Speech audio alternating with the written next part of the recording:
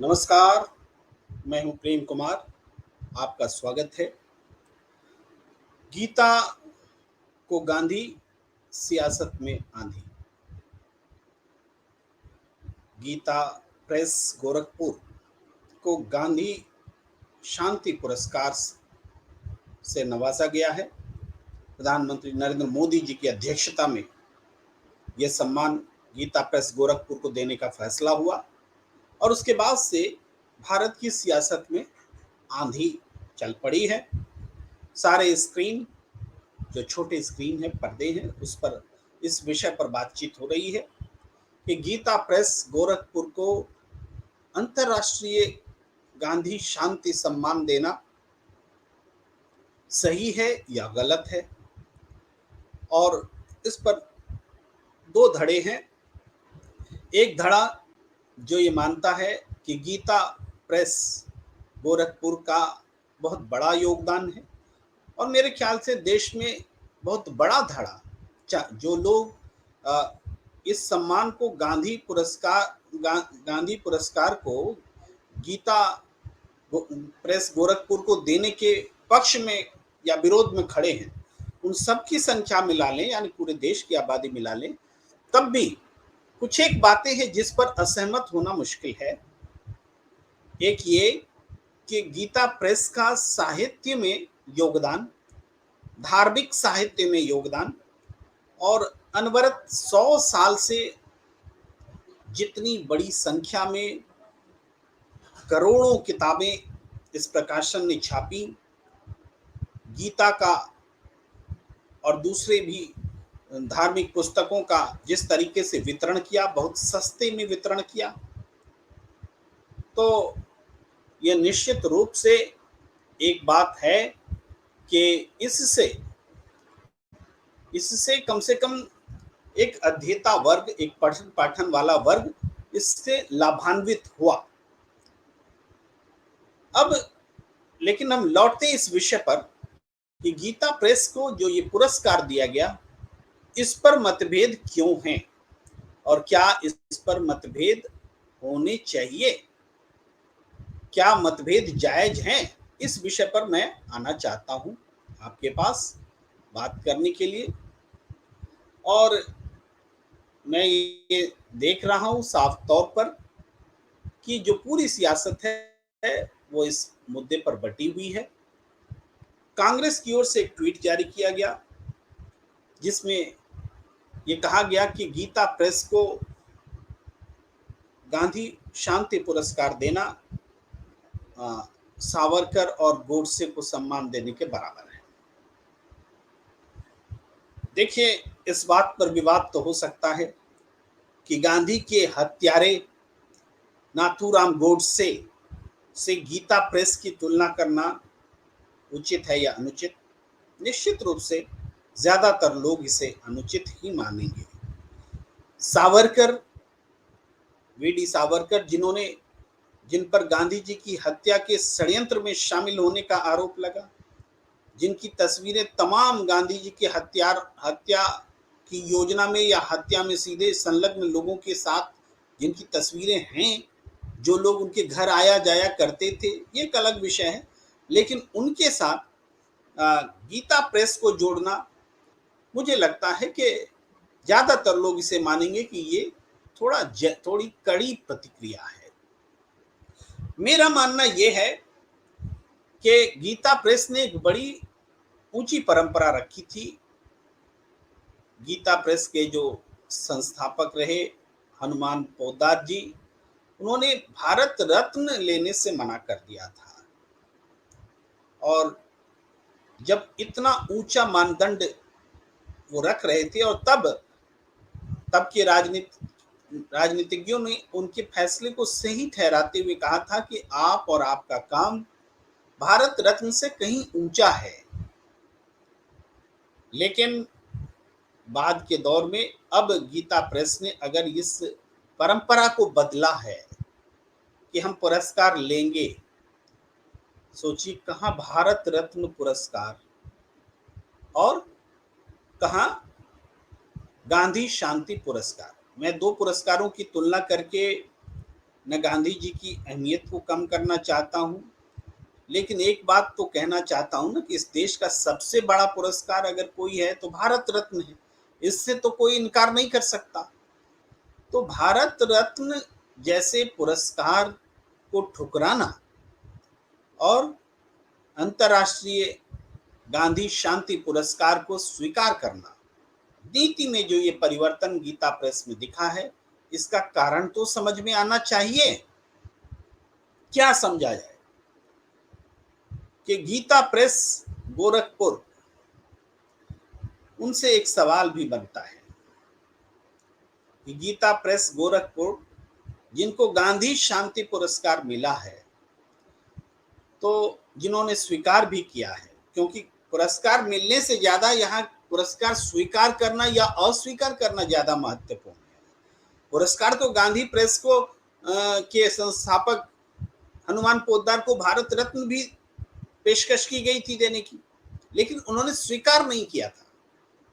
इसलिए आज स्वीकार करना ये बड़ा प्रश्न है कि गीता प्रेस ने गांधी शांति पुरस्कार को स्वीकार किया तो क्यों किया। एक गांधीवादी होने के नाते, गांधी का प्रशंसक होने के नाते मेरा सीधा सा सवाल है कि क्या गीता प्रेस ने कभी गांधी के विचारों को आगे बढ़ाने के लिए काम किया, गांधी की सोच को आगे बढ़ाने के लिए काम किया। गांधी की सोच इतनी सीमित नहीं है कि गीता प्रेस के ने जो काम किया वो उस दायरे से बाहर हो। जाहिर बात है, गीता प्रेस ने साहित्य के माध्यम से जो कुछ काम किया है वो मानवता के लिए काम है, तो मानवता गांधी जी के का भी दर्शन था। लेकिन इसके बावजूद एक बड़ा सवाल सोचने को हमें बाध्य करता है कि क्या गीता प्रेस गांधी जी की सोच, गांधी जी के विचार, गांधी जी के दर्शन, उसको इंडोर्स करता है, उसको आगे बढ़ाता है। अब तक तो बढ़ाता हुआ नहीं दिखा। फ्रैंकली स्पीकिंग कि गीता प्रेस ने गांधी जी के दर्शन को आगे बढ़ाने के लिए काम किया हो, इसका अतीत, इसका इतिहास नहीं है। तो हम क्या ये माने कि गीता प्रेस गोरखपुर ने अपनी नीति में, अपने सोच में, अपनी परंपरा में परिवर्तन किया है और अब वो आगे, इससे आगे चलकर वो गांधी जी के दर्शन को प्रोपोगेट करना, फैलाना, प्रसारित करने की जिम्मेदारी वो उठाने जा रहा है। अगर इस अर्थ में ये पुरस्कार ग्रहण किया जा रहा है तो मैं जयराम रमेश जी जैसे तमाम नेताओं को और कांग्रेस से आग्रह करूंगा कि आप इसका समर्थन कीजिए। आपको अपने विचार बदलने चाहिए। अगर गीता प्रेस गोरखपुर गांधी जी का दर्शन स्वीकार करने को तैयार है, उनके दर्शन को आगे फैलाने के लिए तैयार है, उनके विचारों को ग्रहण करने के लिए तैयार है, तो आपको क्या दिक्कत है, आपको क्यों आपत्ति है, ये रखना चाहता हूं।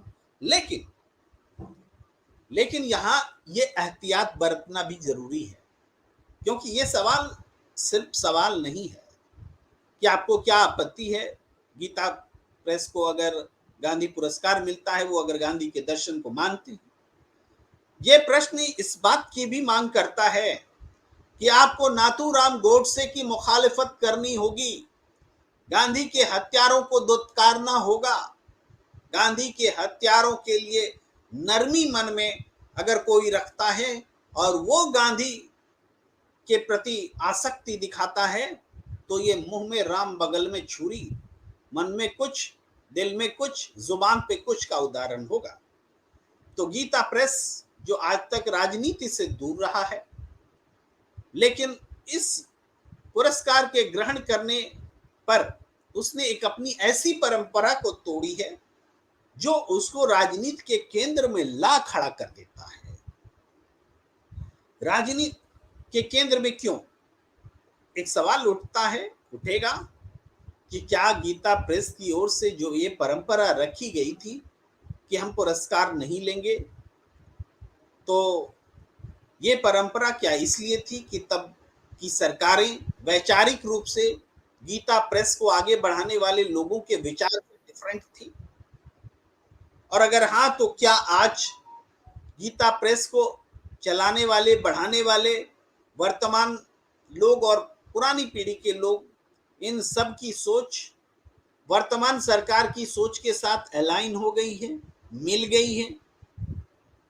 अगर ये वैचारिक बात है, जो लगता है कि वैचारिक है, आपको भी लगेगा कि ये वैचारिक है, तो वैचारिक बात है, तो विचारधारा के आधार पर विरोध को भी स्वीकार करने के लिए तैयार रहना चाहिए। अगर कोई कहता है कि गीता प्रेस भारतीय संस्कृति का प्रतीक है, तो यहां थोड़ा सतर्क रहने की जरूरत है। गीता प्रेस से बहुत बड़ी है हमारी संस्कृति। भारतीय संस्कृति सिर्फ 100 साल की नहीं है, गीता प्रेस की उम्र 100 साल है। ये वही बात हो गई कि बजरंग दलियों को बजरंग बली से तुलना कर दी जाए। अरे बजरंग बली से बजरंग दली की तुलना नहीं हो सकती। भारतीय संस्कृति की तुलना किसी एक गीता प्रेस से नहीं हो सकती। अनेकानेक गीता प्रेस भारतीय संस्कृति में समा जाएंगे। तो ये एहतियात भी हमें बरतना होगा, ये समझना पड़ेगा कि हम कर क्या रहे हैं, देख क्या रहे हैं, सोच क्या रहे हैं, हो क्या रहा है, हमारी प्रतिक्रिया क्या हो। विरोध को हमेशा विरोध के तौर पर नकारना भी ठीक नहीं है, और विरोध को हमेशा परंपरा के तौर पर स्वीकारना भी ठीक नहीं है। मत भिन्नता रखना एक आवश्यक जरूरी बात है। गीता प्रेस के लोगों को, या जिन लोगों ने पुरस्कार दिया है या जिन्होंने पुरस्कार ग्रहण किया है, वैचारिक आधार पर वो अगर इस पुरस्कार को स्वीकार कर रहे हैं, तो हमें ये मानना पड़ेगा कि गांधी जी के प्रति विश्वास भारतीय जनता पार्टी का भी बढ़ गया है, गीता प्रेस का भी बढ़ गया है, और हमें ये मानना पड़ेगा कि भारतीय जनता पार्टी के जितने भी थिंक टैंक के लोग हैं, वो कम से कम गांधी जी को कोसने और गोडसे को सम्मानित करने का काम नहीं करें। अगर ये होता है, अगर ये किया जाता है, तो निश्चित रूप से ये गलत होगा। गीता प्रेस पर चर्चा के दौरान भारतीय जनता पार्टी ने भी इसको राजनीतिक रंग देने की कोशिश की।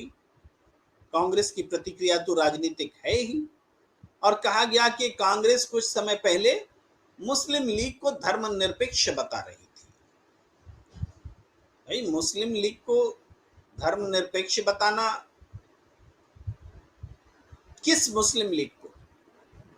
वो मुस्लिम लीग जिसने हिंदुस्तान का बंटवारा कराया, वो मुस्लिम लीग तो पाकिस्तान में चला गया।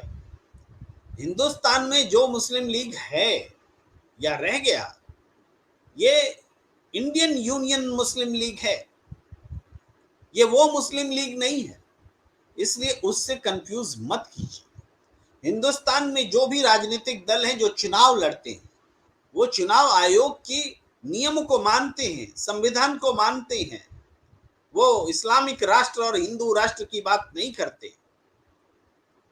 हिंदू राष्ट्र की बात करने वालों को इसलिए भी मैं गलत मानता हूं कि अगर आपने संविधान की शपथ ली है, अगर आप चुनाव लड़ते हैं, आप राजनीतिक पार्टी हैं, तो आप उसी तरीके से हिंदू राष्ट्र नहीं बोल सकते जैसे अपेक्षा रखते हैं कि कोई मुस्लिम लीग भी इस्लामिक राष्ट्र की मांग ना करे, कोई सिमी और दूसरे पीएफआई और इधर उधर के संगठन जो बनते रहे हैं, वो भी ऐसी मांग ना करें। तो निश्चित रूप से राजनीति जो है ऐसे विषयों को खोजती है, और हमेशा सियासत को वैचारिक आधार से उपजे मुद्दों को जनता के बीच भावनात्मक आधार पर ले जाने के लिए प्रेरित करती है। क्योंकि जनता के बीच जब तक भावनात्मक आधार पर किसी विचार को नहीं ले जाया जाता है, तब तक वो विचार पनपता नहीं है। गीता प्रेस के नाम पर जब भारतीय संस्कृति से जोड़ेंगे, कांग्रेस को कोसेंगे, पुरानी परंपराओं को सब अपने ही इर्द गिर्द बुनेंगे, तब जाकर के आपका मकसद पूरा होता है। तो मुझे लगता है कि मैंने अपनी बात कह दी है इस विषय पर। बहुत ज्यादा और बोलने की जरूरत नहीं है। गीता प्रेस को गांधी शांति पुरस्कार मिला, उन्होंने इसे स्वीकार किया। इसे मैं इस रूप में देखता हूं कि गांधी के विचार इन सबको पसंद आने लगे हैं। गांधी अब और अधिक प्रासंगिक हुए हैं। गांधी की स्वीकार्यता बढ़ी है। अब दक्षिणपंथी लोग भी गांधी को स्वीकार करने लगे हैं। जो लोग गांधी को भारत विभाजन का जिम्मेदार मानते थे, मुस्लिम परस्त बताते थे, तुष्टीकरण का वाहक बताते थे, वो लोग भी गांधी को अब सम्मान देने लगे हैं। किसी भी रूप में वेलकम करिए ना, वेलकम करिए। इस वेलकम से ही ऐसे विचारों से लड़ा जा सकता है। हमें दीजिए इजाजत। नमस्कार।